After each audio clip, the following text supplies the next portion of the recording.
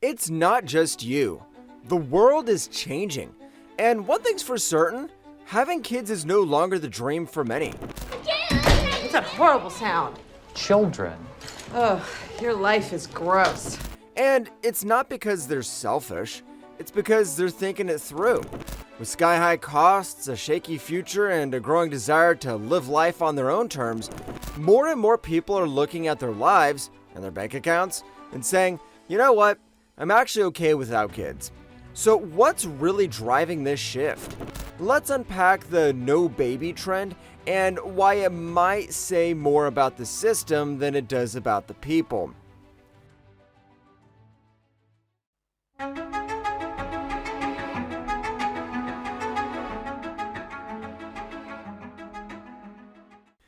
You've probably heard people say birth rates are dropping, but this didn't just start yesterday. The trend's been building for over 200 years. Back in the day, when most people lived on farms, having a bunch of kids actually made sense. More kids meant more hands to milk cows, plant crops, and keep things running. In a way, kids were your retirement plan, and your workforce rolled into one. But when the world started industrializing and people moved into cities, the equation changed. Suddenly, kids weren't free labor anymore. They were another mouth to feed, another person to house, clothe, and eventually send to school. Raising a child got a lot more expensive, and the payoff wasn't as clear. As demographer Ronald Rindfuss put it, children go from being an economic benefit to an economic cost. And that's been the trend ever since. Fast forward to today, and you've got rising living costs, climate anxiety, career goals, and personal freedom all factoring in. For a lot of people, choosing not to have kids isn't about being selfish, it's about being realistic. So yeah, the drop in birth rates, it's not just about individual choices. It's about how society has completely changed the idea of starting a family.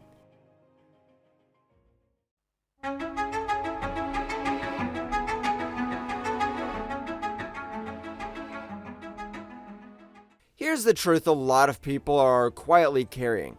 It's not that they don't want kids, it's that they honestly can't afford them. Take Sarah, for example. She's 29, a teacher in Chicago, and she loves kids. Her friends always thought she'd be the first to start a family.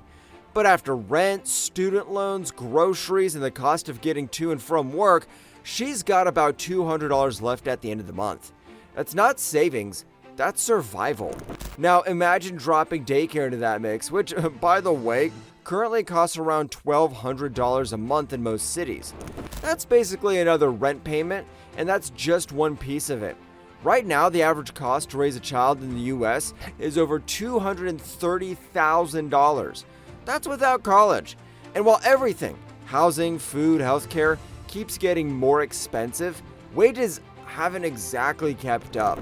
The middle class is shrinking, rent is eating paychecks alive, and homeownership, for a lot of people, it feels like something their parents did and not something they'll actually ever reach.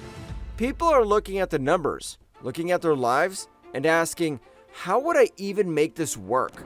Because raising a child isn't just love and bedtime stories, it's childcare, health insurance, and a safe place to live. It's stability. And a lot of folks just don't have that right now. So when we talk about falling birth rates, maybe the question isn't why don't people want kids anymore? Maybe it's why have we made it so hard for people who do?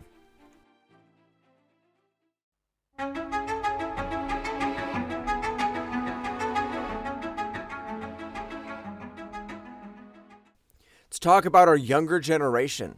They aren't turning their backs on parenthood. They're just navigating a world where the path to it looks very different than it once did. In the past, getting married in your early 20s and starting a family soon after was the tradition. But now, people are spending more years in school, entering the workforce later, and facing a very different economy. One where stable jobs with benefits are harder to come by, and the cost of living has skyrocketed.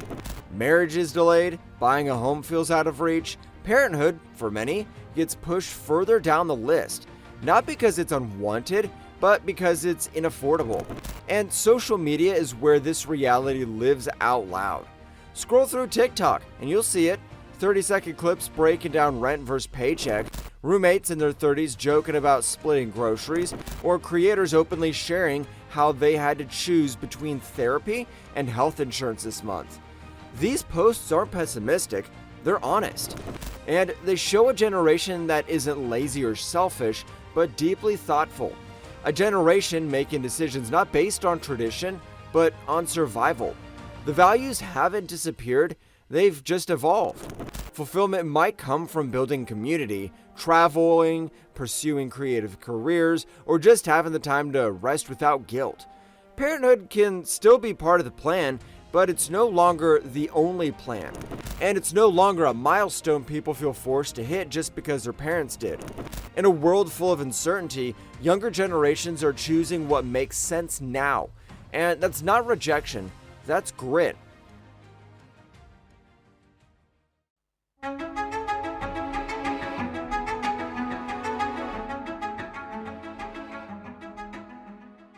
Why bring a child into a world that feels like it's on fire?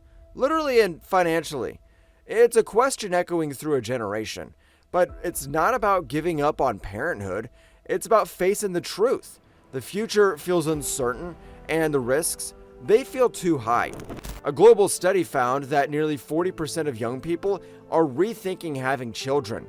Not because they don't want them, but because climate change casts a long, dark shadow over tomorrow.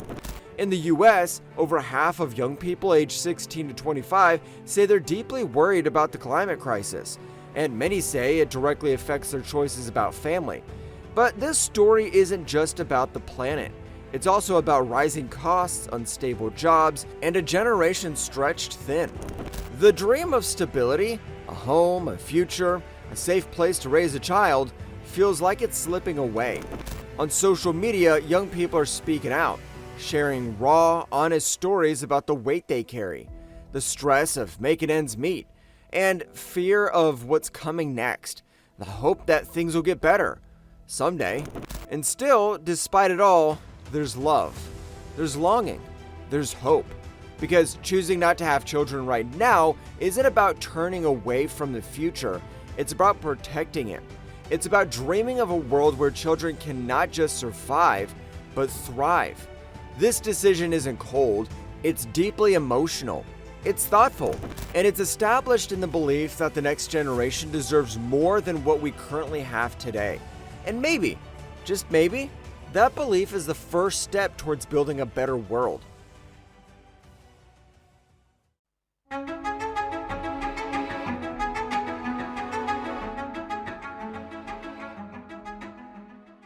Facing a downturn in birth rates aren't just happening in one country. They're a global trend. In places like South Korea, Japan, and Italy, birth rates have fallen to some of the lowest levels in the world. South Korea's fertility rate has dropped below 0.8, the lowest ever recorded. In Japan, population decline has become a systematic challenge. Italy faces a similar challenge, with more deaths than births every year for over a decade. Governments in these countries are responding urgently. Cash payments for new parents, extended parental leave, subsidized childcare, even tax breaks and housing perks. In South Korea, some cities offer thousands of dollars in baby bonuses. Japan has introduced relationship support centers to help young people meet and marry. Italy has promoted fertility day campaigns to raise awareness. But despite these efforts, the results have been mixed at best. Why? Because incentives alone aren't enough. If the deeper issues like inaffordable living costs, long working hours, lack of work-life balance, and gender inequality aren't addressed, no bonus or policy will convince people to have children. So what can we learn from these global experiences? That solving low birth rates isn't just about encouraging parenthood, it's about building societies where parenting is possible, where people aren't punished professionally, financially, or emotionally for having a child, where stability and support replace fear and burnout. The lesson isn't to push people into parenthood, the lesson is to fix what's broken. So when people do choose to raise families, they feel secure in that choice. Until then, birth rates will keep falling. Not because people don't care, but because the world they're inheriting doesn't feel ready for the future.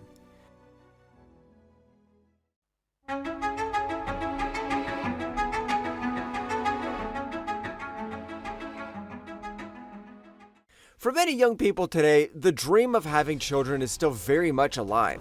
They imagine family dinners, bedtime stories, and the joy of watching their children grow. The desire for connection, legacy, and love haven't disappeared. If anything, it's stronger than ever. What has changed is the world they're being asked to build that dream in. This generation face the cost of living that outpaces wages, housing that feels out of reach, and work that lacks stability. The traditional path to parenthood, steady income, affordable home, secure future, now feels like a distant ideal. Parenthood, once expected, now feels like a risk, a luxury, even a burden. But young adults aren't delaying children because they don't want them. They're doing it because they care deeply. They want more than survival for their future families. They want joy, security, and opportunity. They're asking hard questions. What kind of life can I give my child? What foundation can I offer? The answers aren't easy, but behind them is hope. Not a rejection of the dream, but a commitment to building a world where that dream can flourish. This isn't apathy, it's love.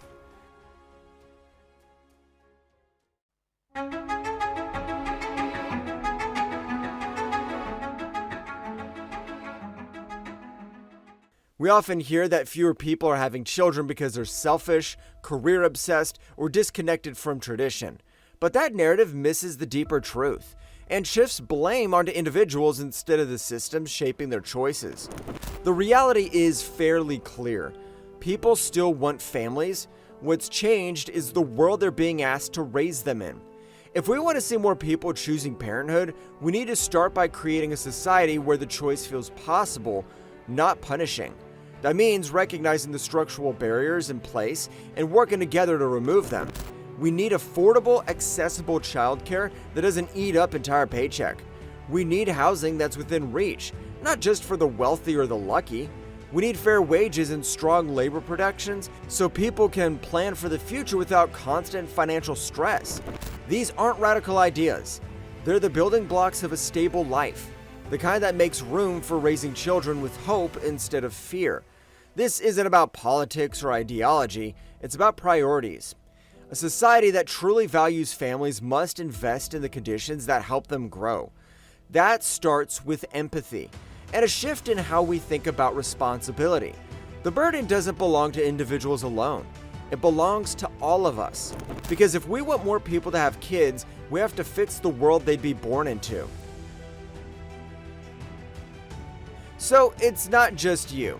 People are choosing not to have kids in a world where the basics just feel out of reach. Housing, childcare, healthcare, stability, all of it feels harder to come by. People aren't giving up on family, they're just waiting for a world that makes it possible. And honestly, it's not selfish, it's smart. If we really care about the future, we have to build a society where having kids isn't a luxury, it's a choice people can make without fear. Thanks for spending time with me today. If this sparks something in you, share your thoughts in the comments section. Hit that like button and don't forget to subscribe. And I'll see you in the next one.